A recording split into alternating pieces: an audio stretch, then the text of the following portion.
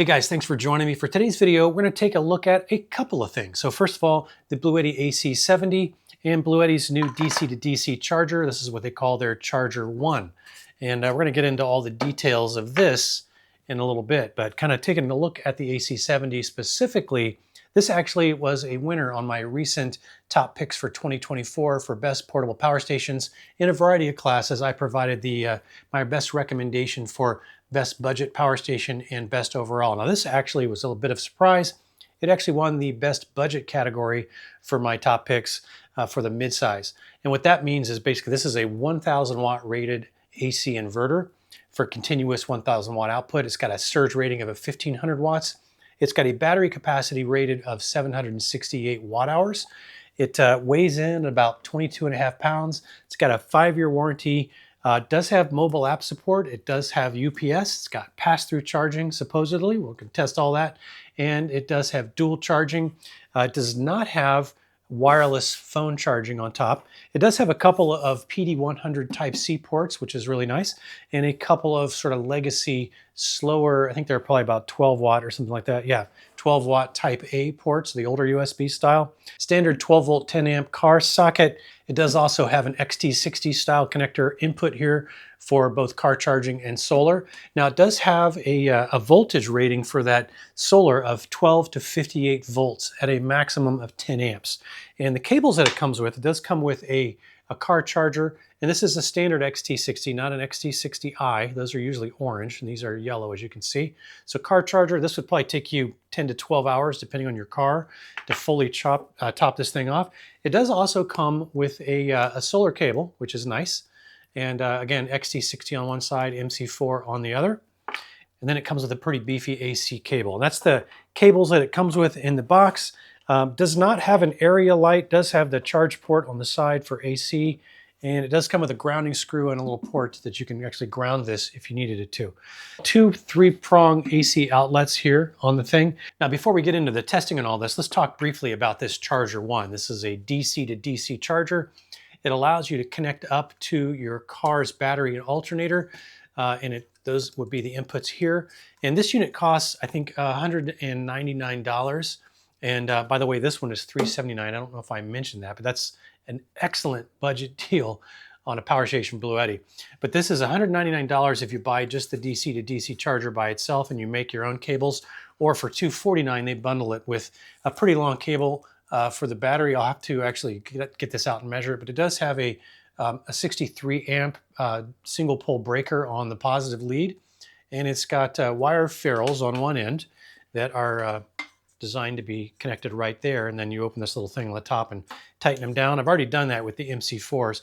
This is the output. We're allowing you to take your solar cable that your power station comes with, or if you have to buy one, but in this case it comes with one. So you could take your MC4s and connect them there, and then plug that right into the XT60 on the front of the power station.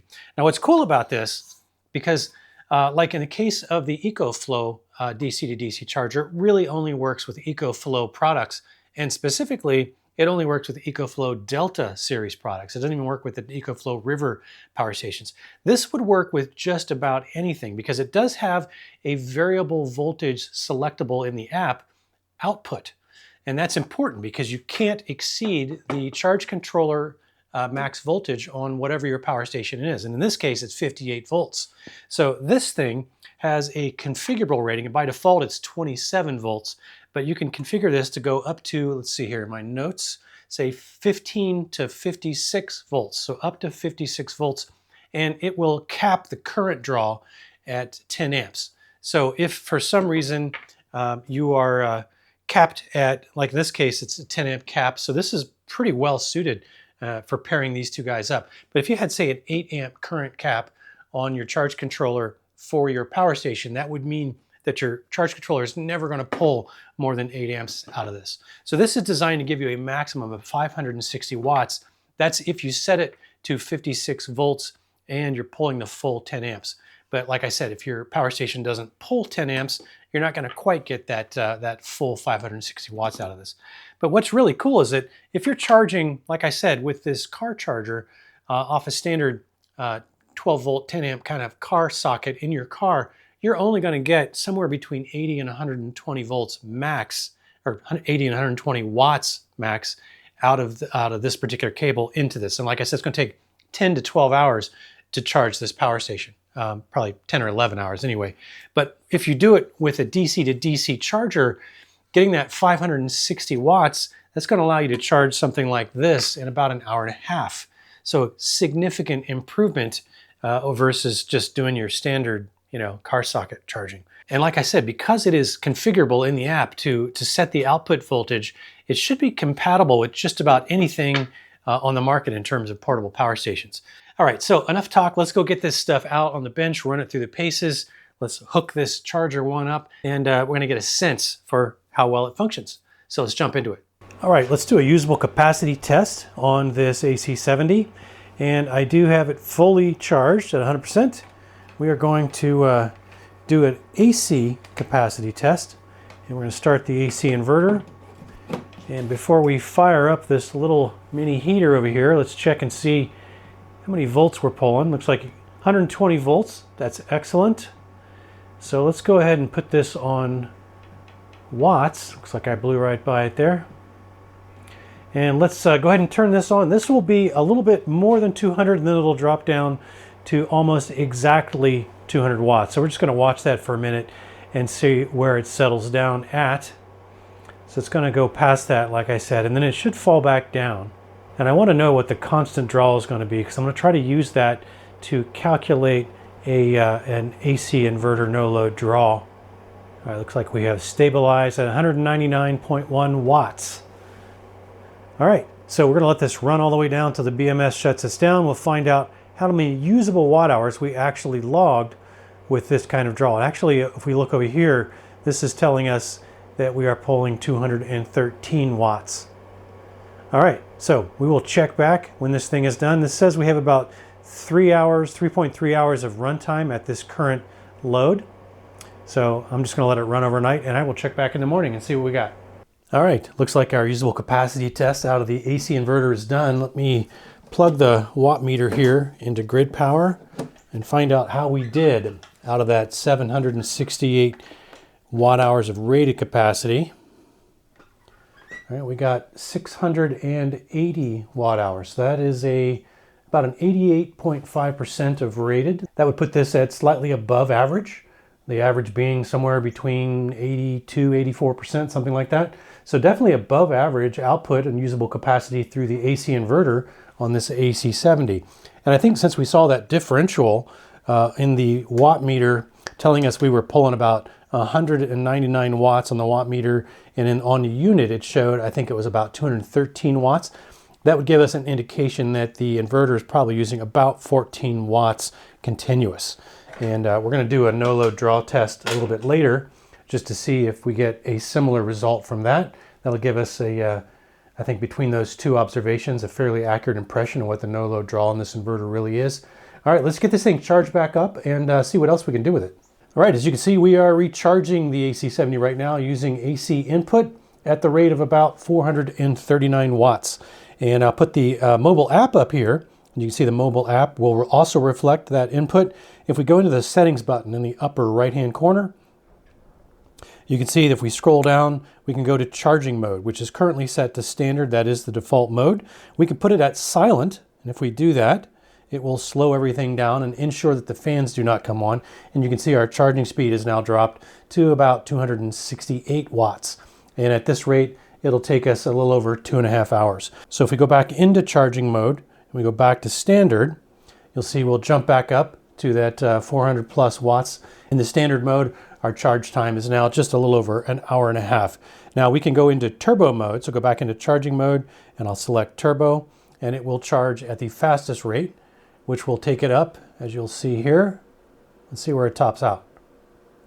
Just under 700 watts. So that'll get us a full charge in just a little over an hour, since I'm already at 7%. It's really only been charging for about 5 minutes. So just about an hour in turbo mode. And that's nice if you're in a hurry, but it does put the most stress on the battery cells. So generally speaking, I would charge it in silent mode if you're not in a hurry at all, or if you're in a moderate hurry, you could go ahead and charge it in standard. But those are your three charging options for the AC70, at least in terms of AC charging input.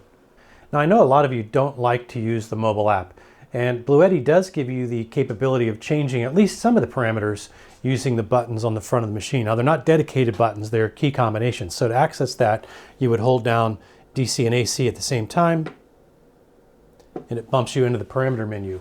And the first thing it gives you the option to do is to change the frequency between 50 and 60 hertz. So generally speaking, unless you have a definite reason to change that, you want to leave that at an appropriate frequency. Here in the US, we definitely want to keep that at 60 hertz. So you would go to the next parameter by clicking the DC button, and you can see it's now giving us the little sleep icon there. So we can turn that on and off. Go to the next mode.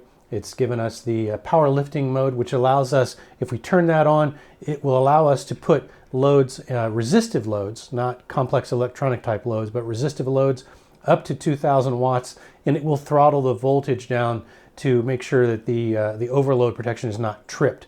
So this does give you some good options for lighting and for heating, but I would not try to run a refrigerator or a computer or a TV while power lift mode is on. So I generally keep that off, and to toggle that on and off, you would use the AC button. You can see it's solid now, so it's selected.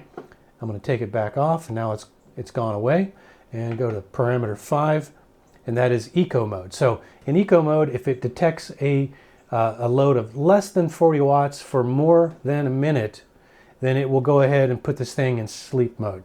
Now, if you're running a very intermittent load, like a DC fridge, when it's cool out and you know that compressor is not going to kick on very often, you might want to turn eco mode off. So to do that, again, we press the AC button until eco mode goes away, and then we go to the next parameter, and that turns on and off the Bluetooth. So to turn Bluetooth off, I make sure that it's not present. If I don't want Bluetooth enabled, and I know some of you guys have asked about that, can I turn that off? Yes, you can. You can absolutely do that. I'm going to leave it on. And then to save your settings, you press and hold AC and DC for a second, and now all of our settings are saved. If you don't do anything, it'll automatically just abandon your changes and drop back out after a minute of no button presses. All right, now we know that the AC70 must have pass-through charging if it has a UPS function, which it definitely claims to have. And we are charging in a standard mode here at 445 watts. I've got my little space heater here, so while we are charging, let's make sure that we're getting a pass-through charge just to show you what that looks like. So when I add a load, it's about a 200 watt load, as you can see. But notice, instead of 435 watts, we are now jumping that up by basically the amount that's being loaded here on the bottom. So we're continuing to input battery power or battery charge from the AC input on the side, and we are passing through remaining load from this AC input to the AC output. So that is what's pass-through charging. It's not simply taking power out of the battery once it's getting input here from our AC input. It's actually taking it directly from the AC input, charging the battery, and using whatever else the load demands here through the pass-through. And that's what's going on right there. All right, let's do the usable capacity test through the DC outputs using my little DC tester here. This is a typical 12 volt 10 amp car socket, and I've got it plugged into my tester here, and we're going to see if we can get a full 10 amps out of it. So let's see if we can get this started. We are at full 100% state of charge, and I do have my watt hours counter here reset. So let's go ahead and turn on the DC outputs, and we are reading 13.5 volts over here. Let's see if we can pull a full 10 amps.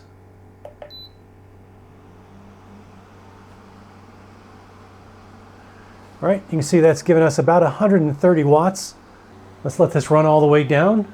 Looks like about, according to the display, about 5.6 hours. We'll check back when it's done and see how many watt hours we actually logged. All right, looks like our usable capacity test through the DC port is done. Let me zoom in here and see how we did. All right, as you can see, we got 617.7 watt hours logged. That's out of a rated 768 watt hours. So that makes this just about 80%, maybe just a hair over 80%, which would be the bottom range of average in terms of usable capacity numbers I typically see out of DC ports. So a very respectable number from the AC70 on usable capacity through the DC ports. All right, let's see if this AC70 will automatically wake and charge on solar. I do have it run all the way down, 0 state of charge. And so a lot of Bluettis, I think, that I've tested recently don't do the wake and charge, but it is a nice feature to have. It's a little bit of a nuisance if you're using it frequently and you have to constantly plug it in. So we're going to find out if this one will resume charging. Now, it does have a maximum 58 volts input, as I mentioned. I've got two 200-watt panels connected in series, and each of those has a voltage open circuit of 23 volts. So that should give me a maximum voltage input of 43 volts, probably operating voltage somewhere more like 38 volts, but well within that 58 volt max. So let me just go ahead and plug this in. And it is dark outside and the panels are covered in snow. So it detected a connection here, but we're going to find out if it actually starts charging, because I'm sure if I look at it now, we've got no input, got the low battery warning light on. So let's check back in the morning or mid-morning maybe and just see if this thing has started to charge itself or not.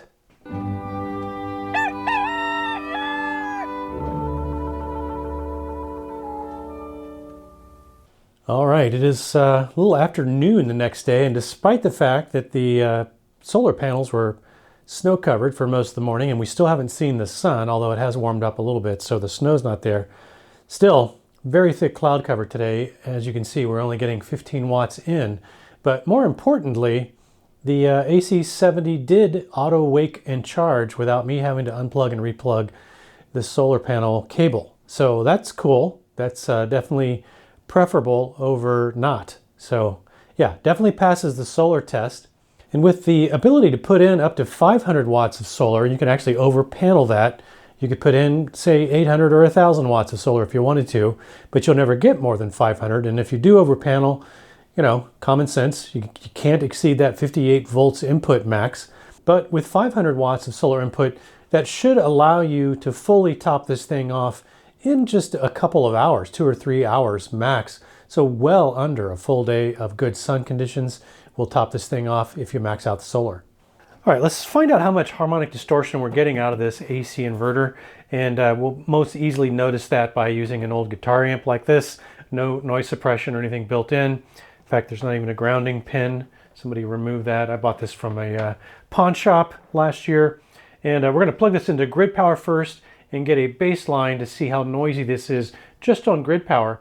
Then we'll plug it in over here to the AC output of the AC70 and find out if it's any noisier. So let's try grid power first. I'm going to put my mic up to the speaker so we can get a good clear listen.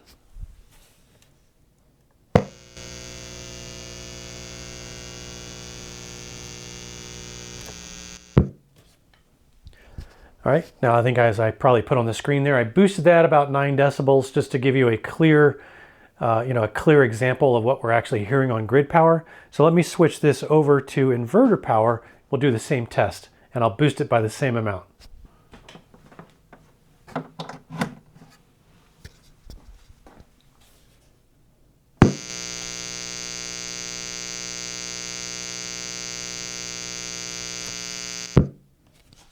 All right, now I do definitely hear a slight increase in the buzz on the speaker. It's not severe. I would give this a partial pass. It doesn't sound exactly like grid power, but it, I think, would be suitable for a typical remote power supply for a PA or a guitar amp or something like that. There is a little bit of buzz, but it's not so intrusive that it's likely to be a problem.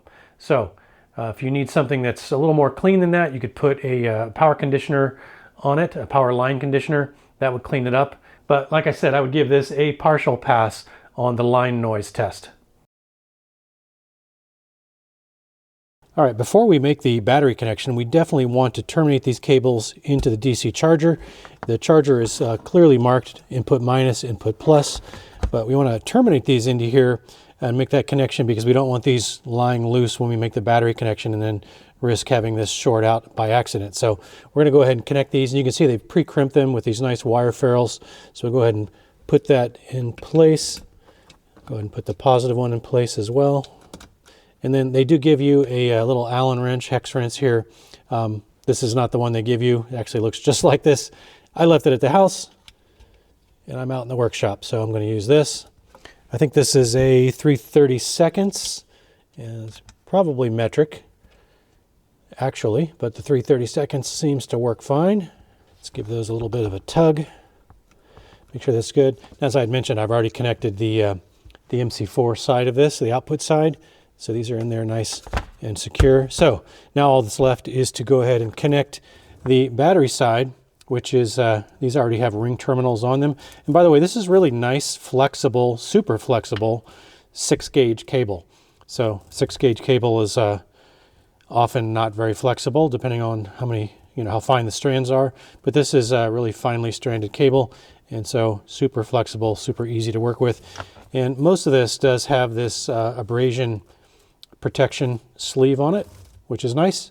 All right, then the last thing I'm going to do here before I actually connect this is they have pre-wired in this little 63 amp single pole DC breaker, and it's in the off position, which is where you want it when you're making the connection.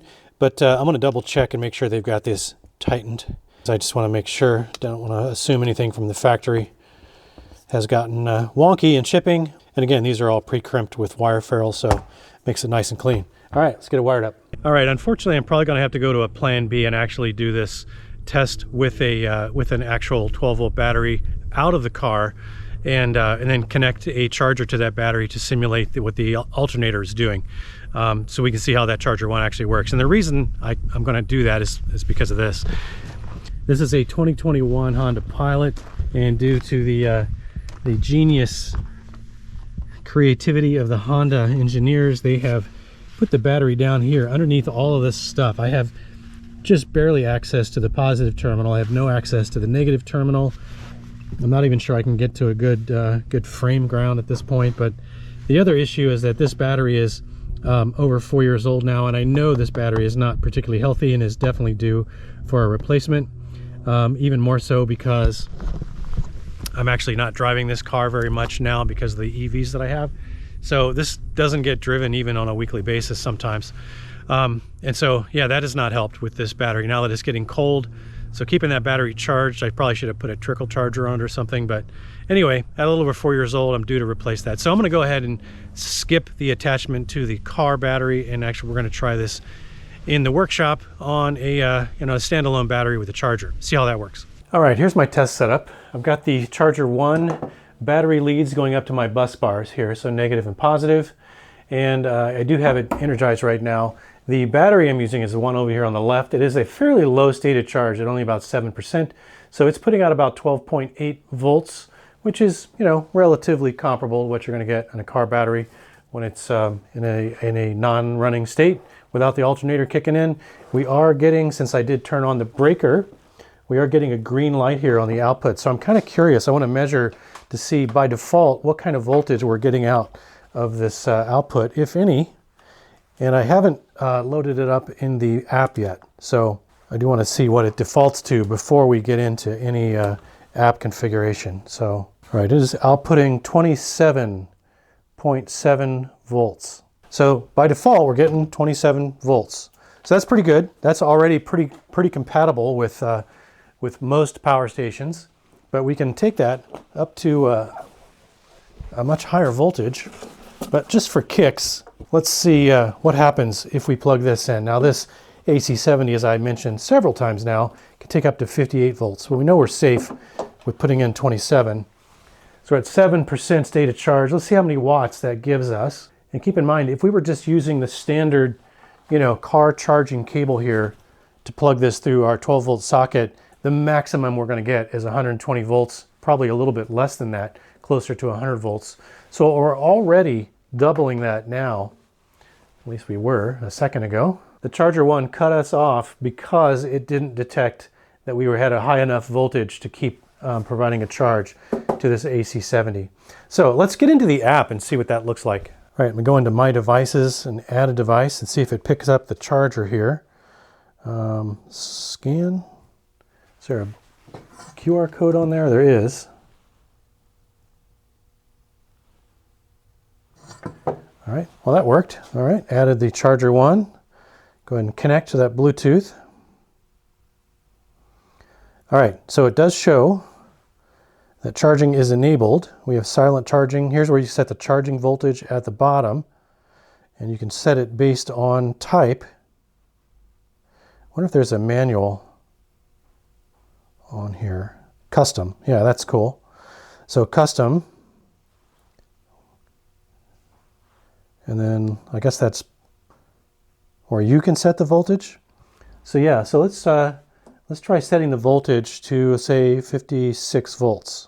It won't let us go above 27 volts. Interesting. I'll bet I have to enable Pro mode in order to do that. And that says that I have to accept a disclaimer. So now let's go in here. Now it lets us go up to 56 volts. So let's try that, putting it at 56 volts.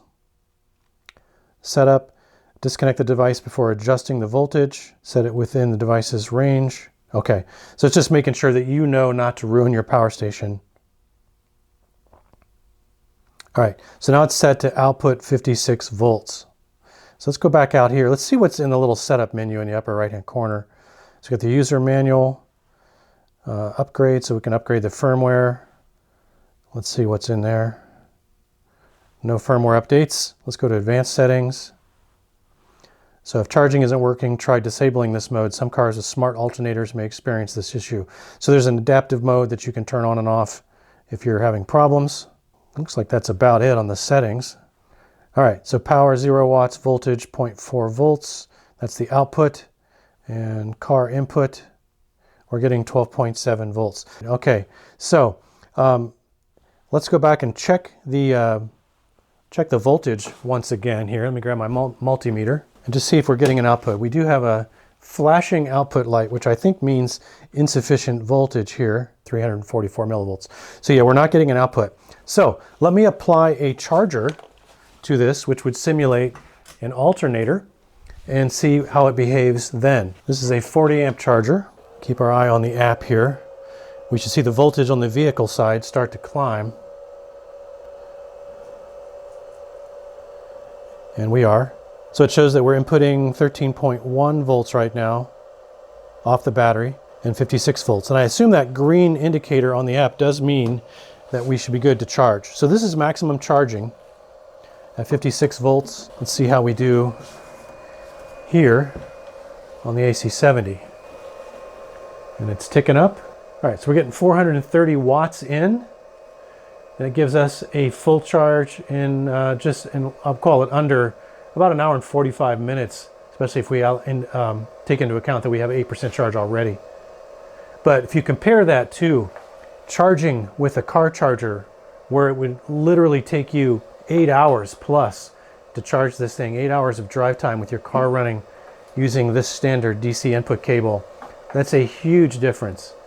And now, so in just the time you're going back and forth between, say, a trailhead or something, you can top this thing off. You don't have to worry about sitting around camp with a solar panel trying to recharge this.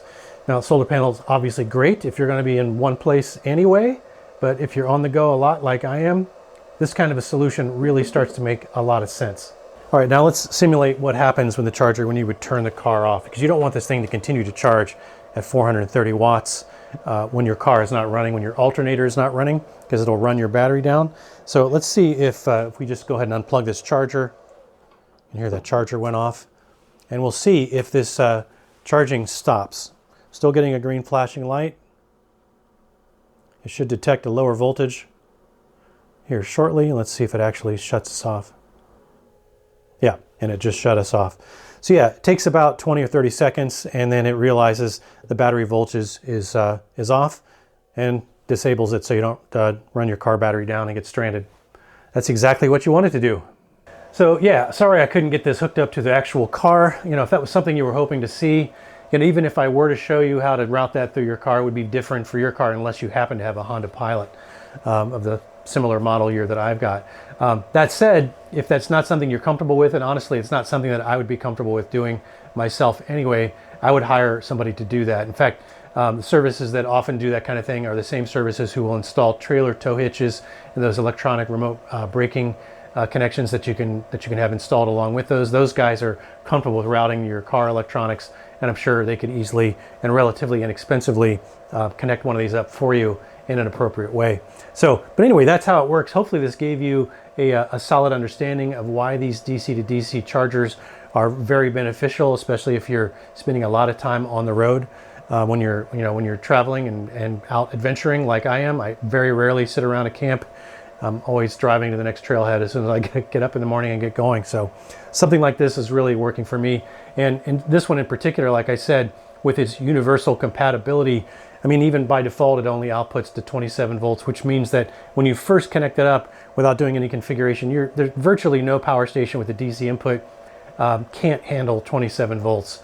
Now, since I just said that, I'm sure somebody's going to find something somewhere that maxes out at 24 volts. If that's you, sorry, but most of the power stations I've seen can handle easily 27 volts. And then you can get into the app and you can crank that up so that you're getting very short charge times compared to that standard 12 volt charging cable. So hopefully that helps, and now you know why these things are pretty cool. All right, let's test the UPS capability on this AC70. I do have a fairly intensive game loaded up right now. We're pulling about 500 watts. I'm also charging the unit, so my total AC input, I'm using that pass-through charging right now, is about 770 watts or so. So we're going to find out while it's under load and charging, if I disrupt the AC input power, if it keeps powering the gaming computer without a problem. So let's give it a shot. Here we go. 3, 2, 1. All right, no problem with the switchover. UPS mode, definite pass. So yeah, as you saw, this AC70 is just a rock solid mid-range power station. And the fact that you can get it for only $379, at least between now and December 3rd during Bluetti's Black Friday sales event, makes it all the more compelling. And by the way, I did test the no-load draw on this thing, and it comes out to about 1.35% per hour you lose with the AC inverter on. And that, I think, calculates out to just a hair over 10 watts continuous. That seems to be the no-load draw on the AC inverter. So just wanted to make sure I didn't forget to mention that. And this Charger 1 DC to DC charger is also an excellent on-the-go charging solution right now for just $199, especially given its nearly universal compatibility with power stations of pretty much any brand. And I know a lot of you guys have more than one power station, and often from probably more than one brand. So yeah, something like this is super handy to have around, especially when you can pick one up at the lowest price of the year.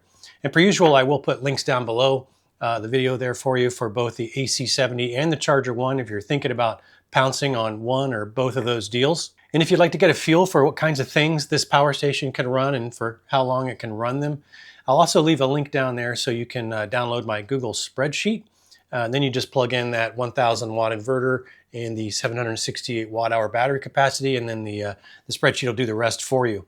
But you do have to download your own copy to do that. You can't edit the one that's online, so just be aware of that. Okay, I think that's a wrap. What do you guys think? Does either one of these things check enough boxes for you? Did I miss anything? Let me know down in the comments below. I'd really appreciate that. So hope you found at least something in the video helpful. If you did, very much appreciated if you'd click that like button or that thumbs up button for me. I do thank you for hanging in there with me on this video. I know I ran a little bit long on this one, but I do hope you'll consider joining me for the next one. So I do have a couple of giveaways coming up, so do stay tuned for those. Until then, have fun out there.